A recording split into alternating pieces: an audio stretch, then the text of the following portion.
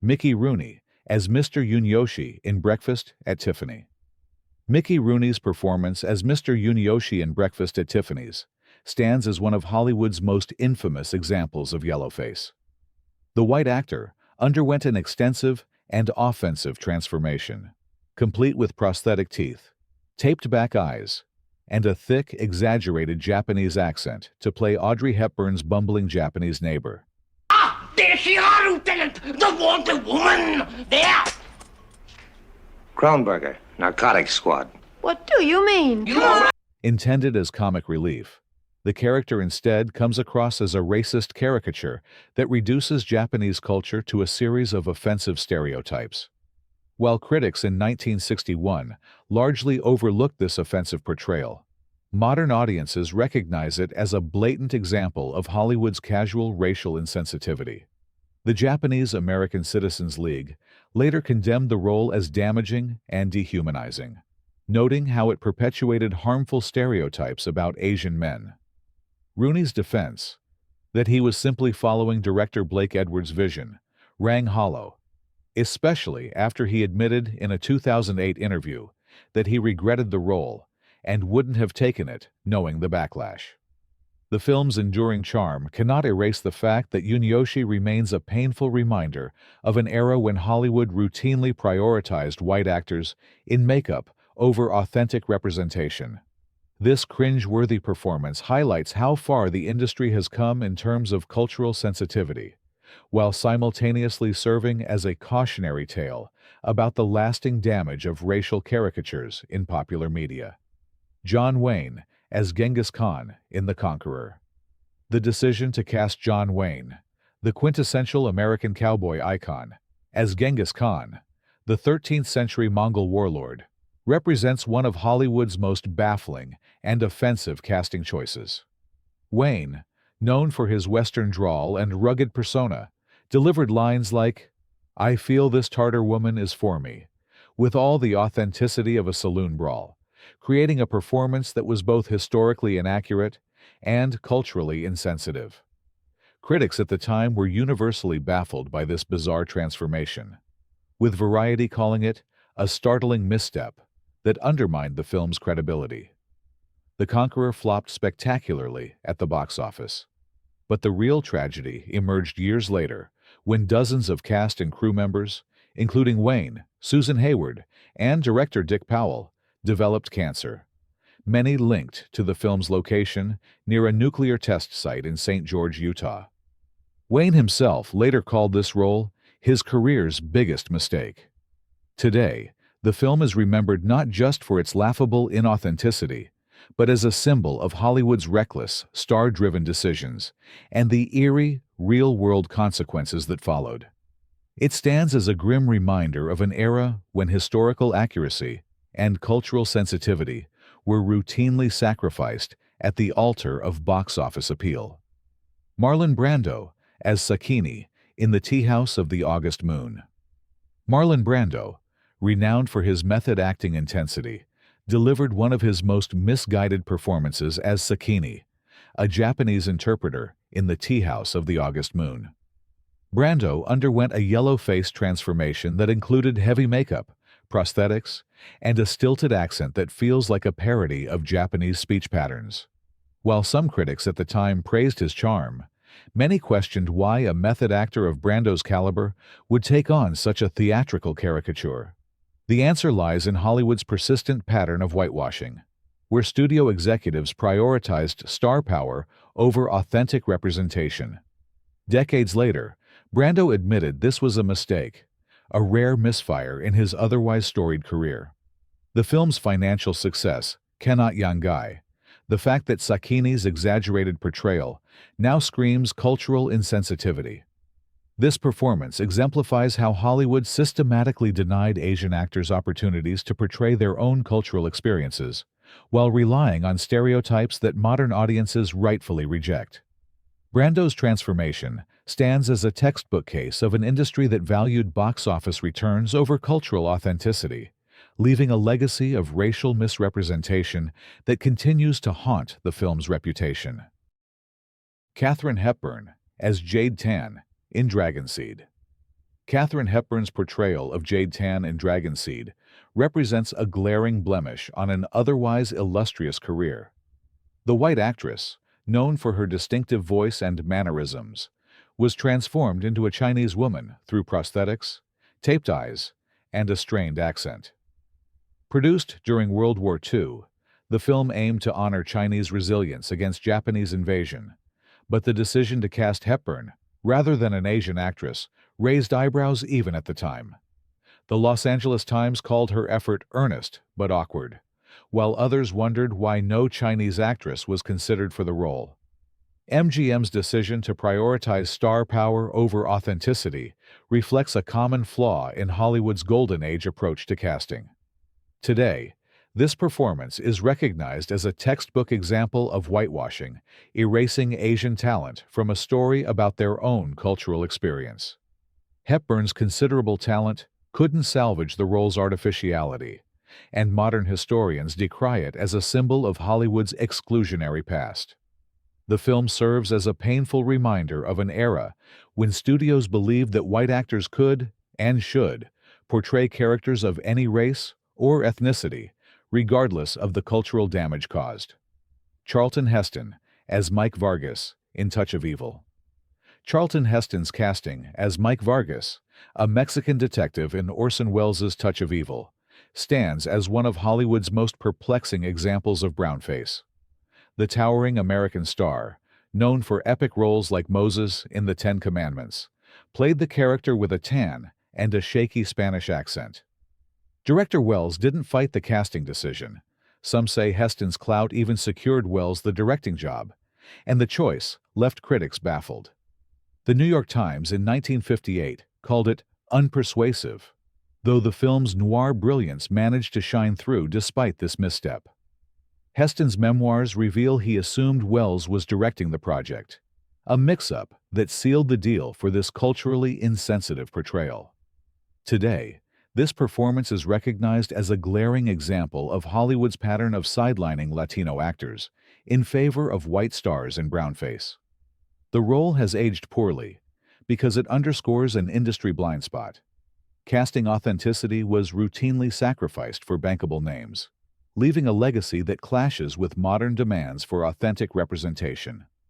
This decision reflects how deeply embedded racial hierarchy was in Hollywood's casting practices, where white actors were considered universally acceptable, while actors of color were systematically excluded from roles depicting their own cultural experiences.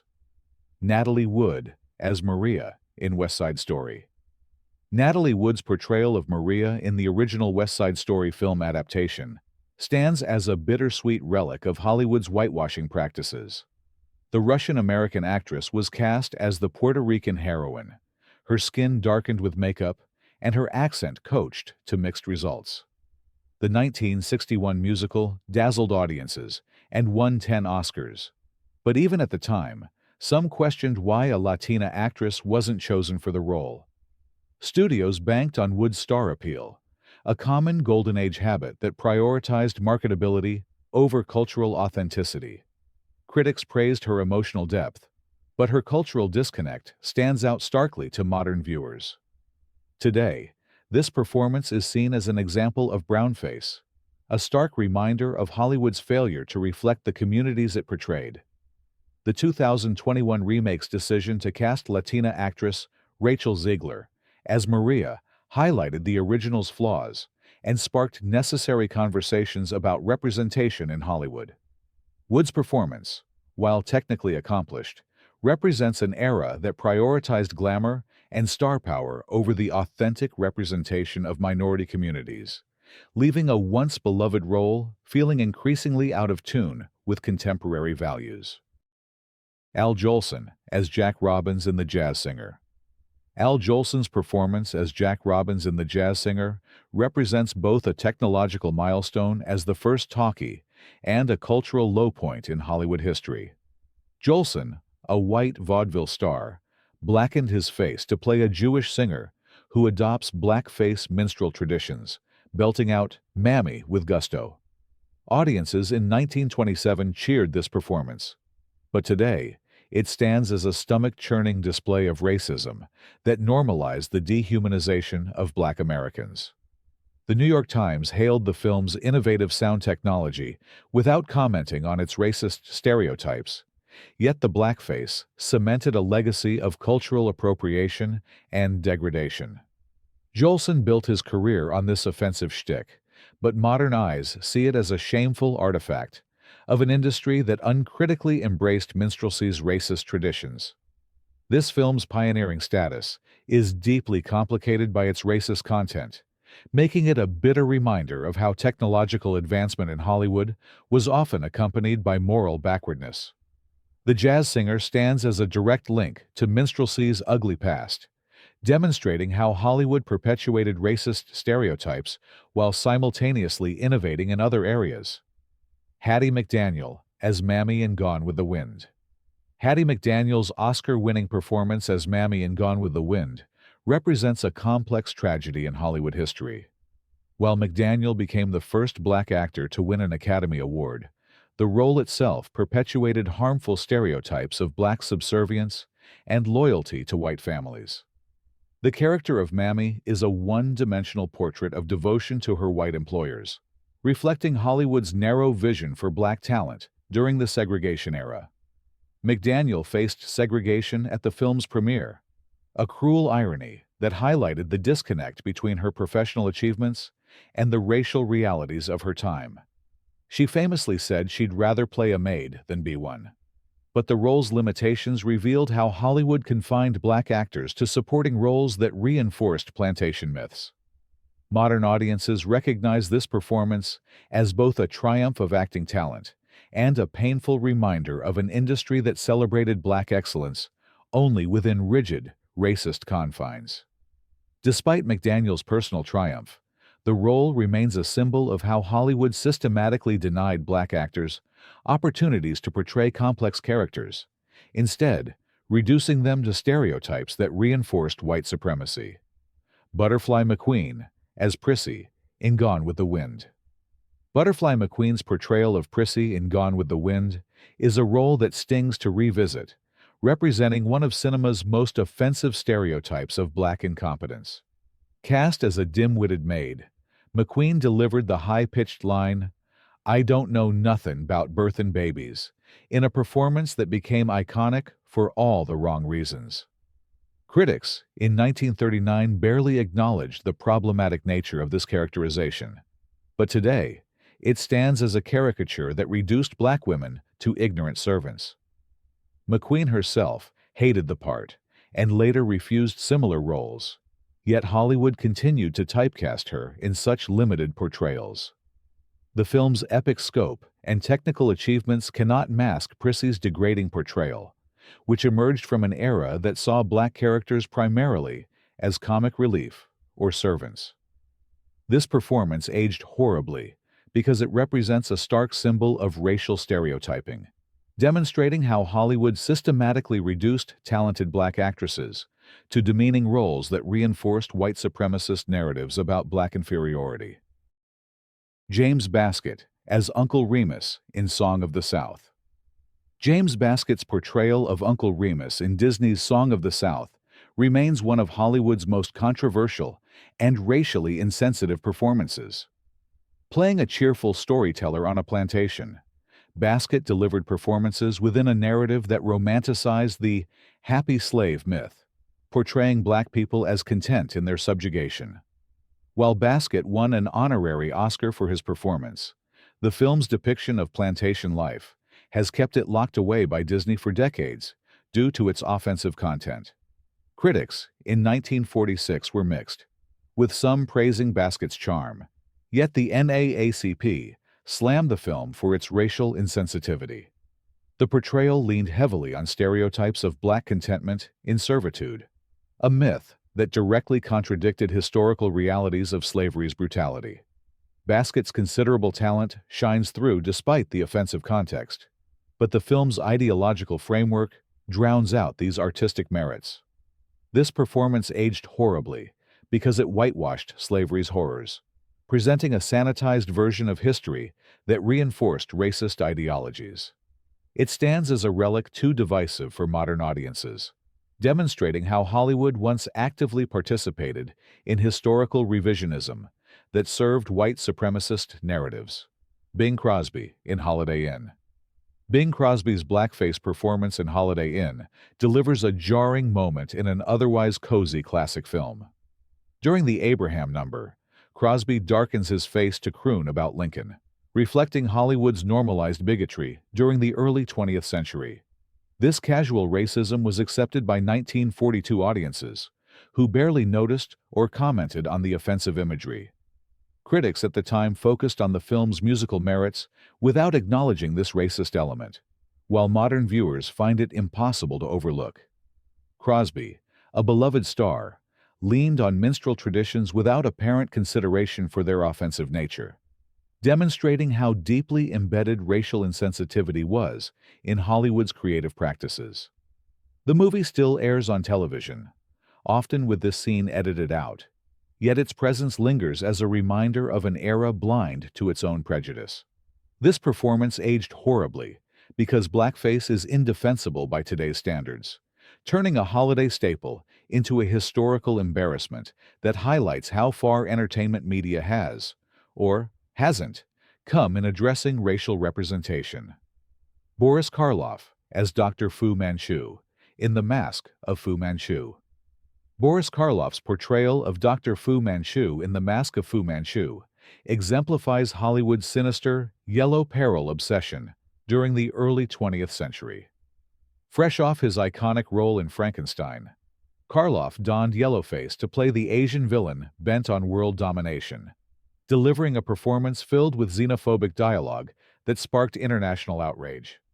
Even China protested the film's offensive content, recognizing how it perpetuated harmful stereotypes about Asian men as threatening and sinister. Critics at the time noted Karloff's acting ability, but couldn't overlook the racist caricature at the film's core. MGM banked on Pulp Fiction fans without considering the harm these stereotypes caused to Asian communities. Today, this performance stands as a textbook case of Hollywood sidelining Asian actors for white stars in makeup, fueling anti-Asian fear and discrimination. It aged horribly because it represents a direct link to Hollywood's role in perpetuating xenophobia, using the power of film to reinforce racist ideologies that had real-world consequences for Asian communities, both in America and abroad. Warner O-Lan as Charlie Chan. Warner O-Lan's portrayal of Charlie Chan across numerous films represents a once popular franchise that has soured with time, revealing Hollywood's pattern of cultural appropriation. The white Swedish actor played the Chinese detective with yellow face makeup and pidgin English, delivering fortune cookie wisdom that reduced Chinese culture to a series of shallow stereotypes. Audiences in the 1930s loved these films, but modern viewers recognize them as celebrations of whitewashing that blocked Asian actors from meaningful roles. O-Lan's success in the role actively prevented Asian actors from portraying the character, a pattern repeated throughout Hollywood history. Some defenders claim it was simply a product of its era, but this excuse doesn't erase the erasure of Asian talent or the harm caused by these stereotypes. The Charlie Chan films have aged horribly because they stand as monuments to an industry that prioritized cultural appropriation for profit over authentic representation, reducing rich cultural heritage to a marketing gimmick for white entertainment. Louise Rayner as O-Lan in The Good Earth.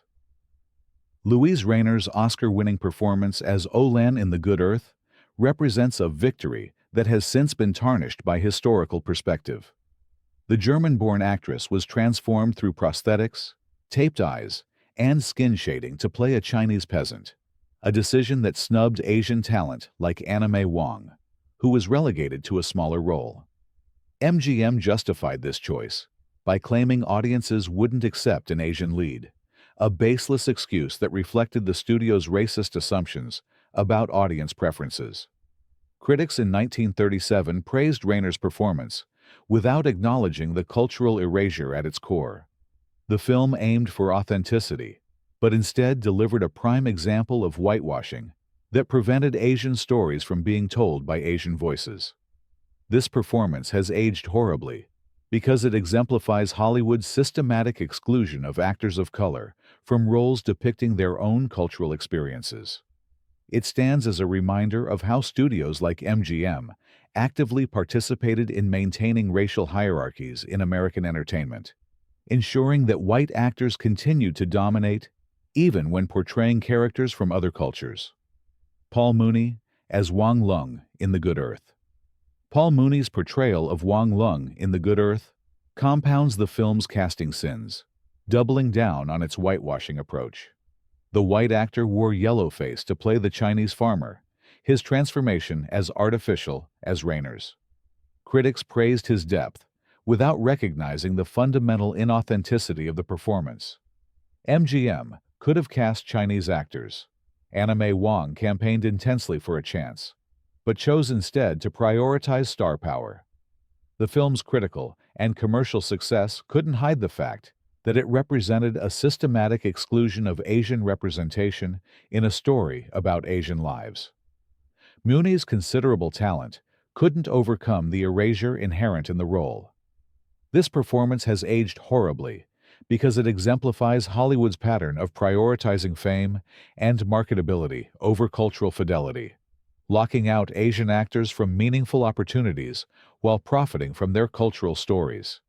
It stands as a stark reminder of how deeply embedded racial discrimination was in Hollywood's casting practices, where white actors were considered universally acceptable, while actors of color were systematically marginalized. Below is an expanded discussion of entries number 16 through number 20, each elaborated with greater depth and context. Together, they total approximately 2,000 words. Yul Brynner as King Mongkut in The King and I. Yul Brynner's iconic portrayal of King Mongkut in The King and I stands as both a testament to his screen presence and a glaring example of Hollywood's historical penchant for whitewashing.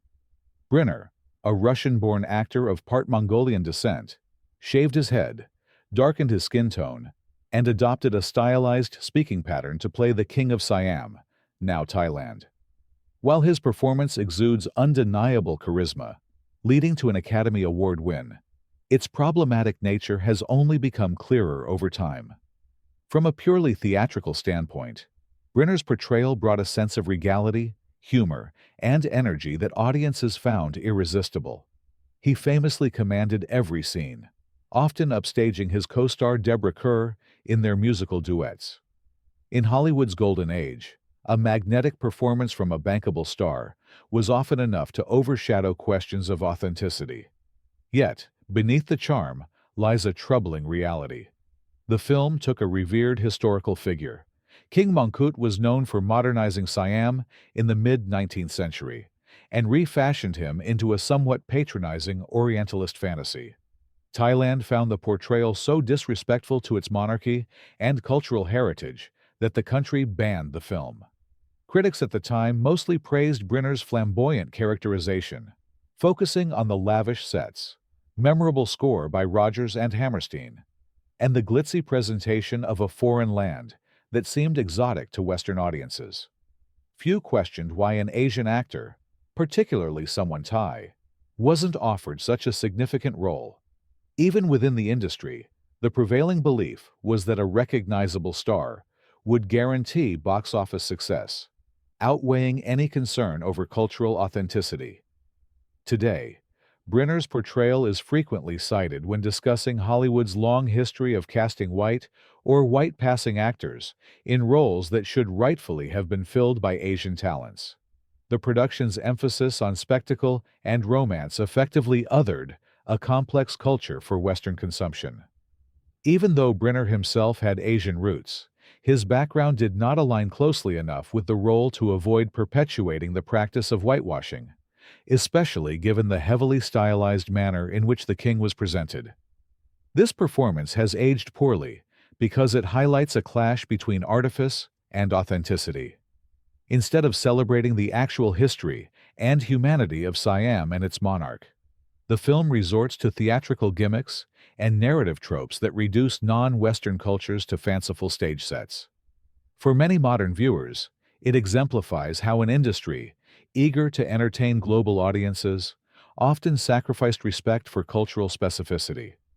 The King and I remains a beloved musical in terms of songs and dance numbers, but its representation of Thailand and the sidelining of genuine Asian voices casts a long shadow over its legacy.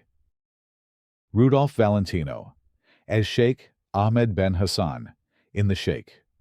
Rudolph Valentino's portrayal of Sheik Ahmed Ben Hassan in The Sheik solidified his status as one of the first great male sex symbols of the silent film era. Women reportedly swooned over his performance. He was the epitome of exotic allure and dangerous passion.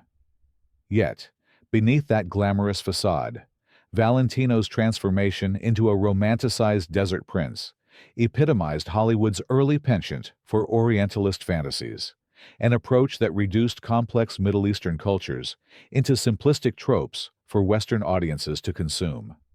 From the moment Valentino appeared on screen in brownface, dressed in flowing robes, the Sheik invited viewers into a world that promised mystery, seduction, and adventure. This was a reflection of the broader cultural context of the 1920s in the United States, where fascination with the so-called Orient fueled a host of popular novels, plays, and films. Audiences were drawn to tales of sultans, harems, and desert bandits, rarely questioning whether these portrayals bore any resemblance to real Arab societies. Valentino's performance fit snugly into this mold, packaged with all the silent-era glamour that made him a household name. However, the character as written, and as performed, leans heavily on sweeping generalizations. The Sheik is passionate, tempestuous, and unrestrained, reinforcing a stereotype of Arab men as both erotically charged and dangerously impulsive. This depiction, in turn, marginalizes real people by glossing over the diversity and richness of Middle Eastern cultures.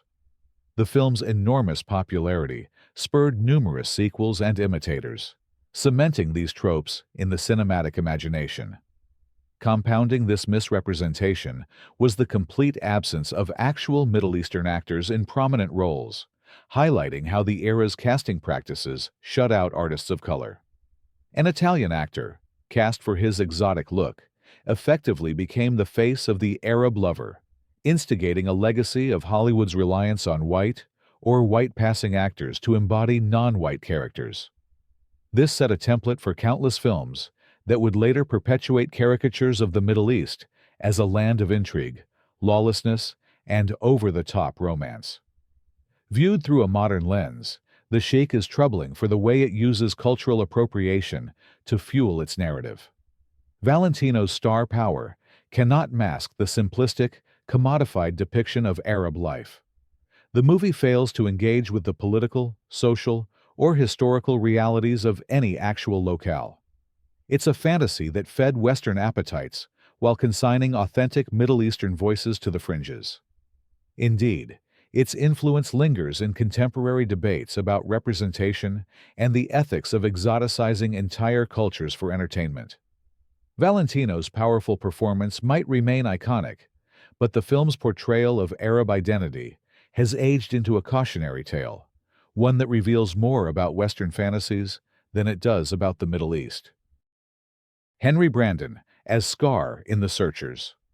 John Ford's The Searchers is often hailed as one of the greatest Westerns ever made, admired for its stunning cinematography, moral complexity, and John Wayne's iconic performance as the vengeful Ethan Edwards.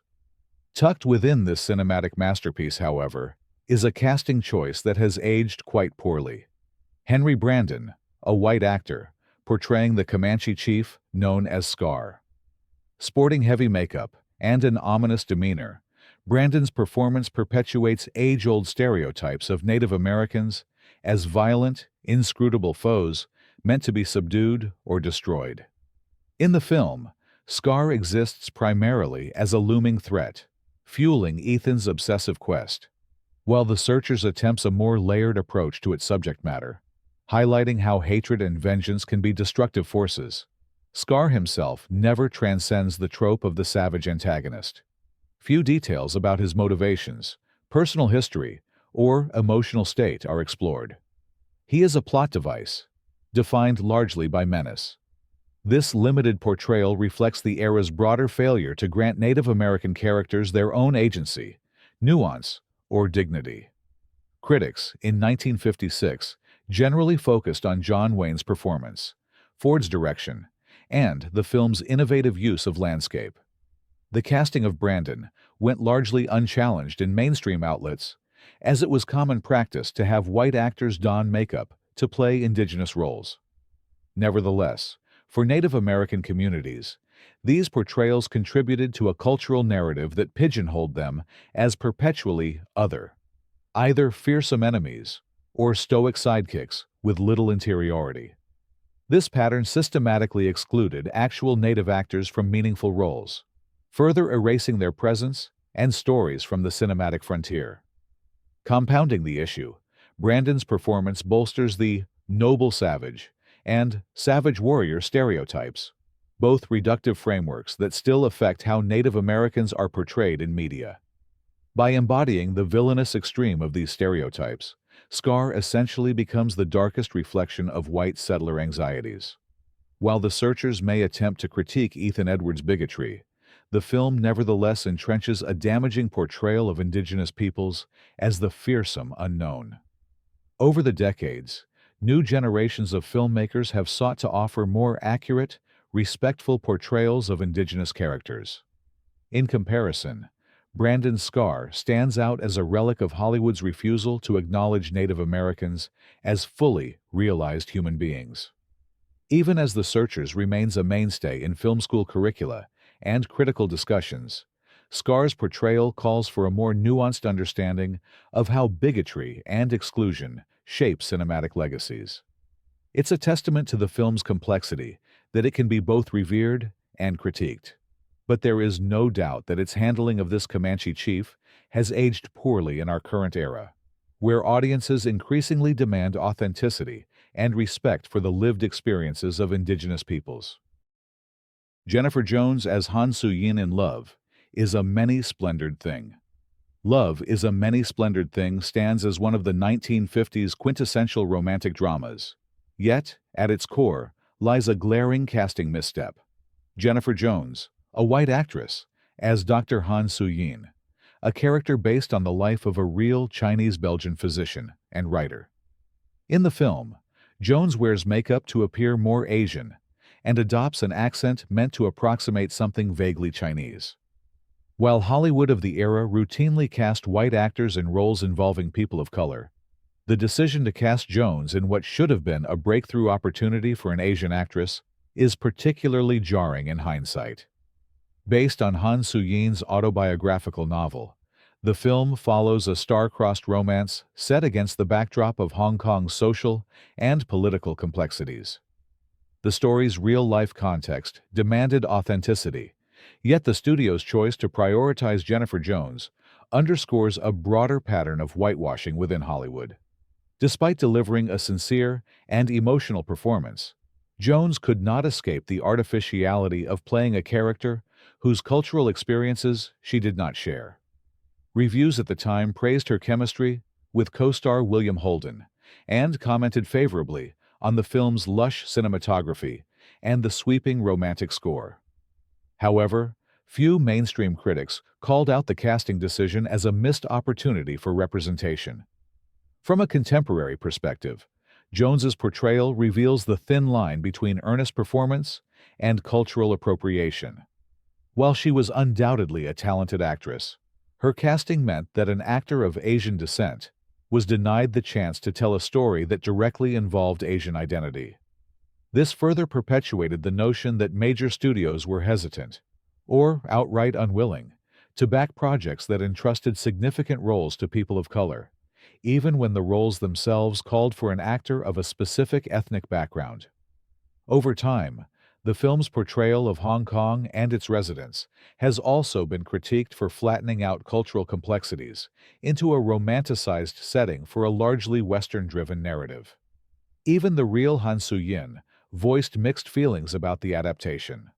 Although it popularized her name, it simplified and sanitized aspects of her life, and the colonial setting in which she lived and worked.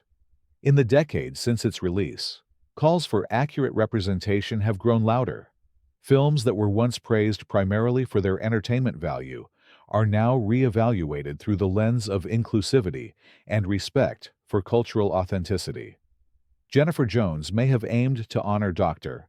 Han Soo-in's story, but her casting remains a glaring example of how Hollywood's fixation on bankable names often trumped the need for genuine representation, an approach that has aged poorly in light of modern sensibilities about identity and voice.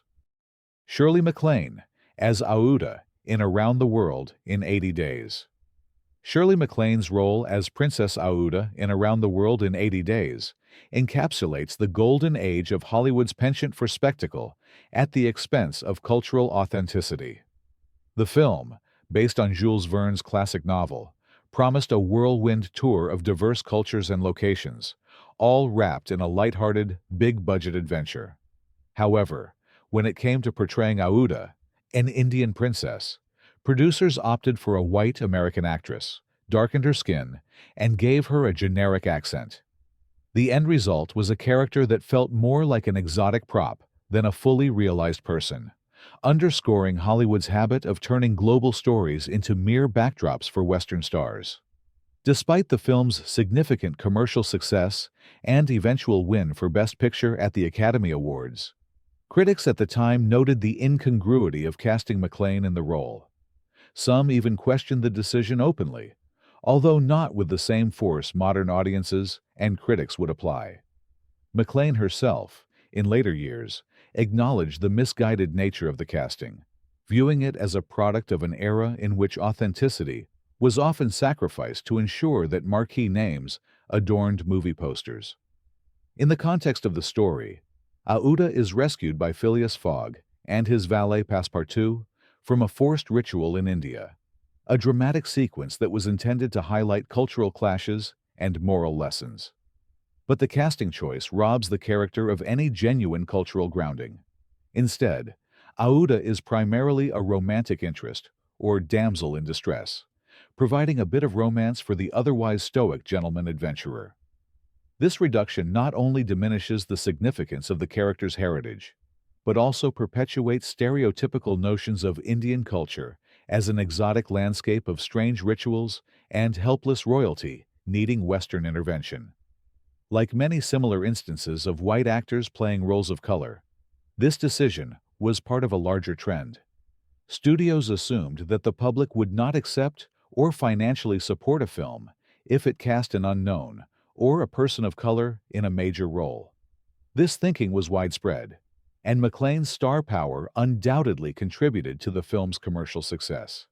However, the legacy of that decision has turned sour in light of modern values that demand inclusion, cultural respect, and authenticity. Today, discussions about representation in cinema cast a critical light on Around the World in 80 Days.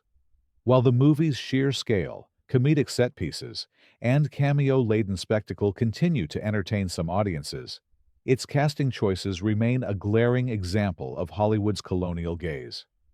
The film treats the entire world as a playground for Western adventurers, with non-Western characters often relegated to clichés and stereotypes. Princess Aouda, as portrayed by Shirley MacLaine, sits squarely within that framework, reminding contemporary viewers that behind the gloss of old Hollywood musicals and travelogues lies a persistent pattern of cultural misrepresentation.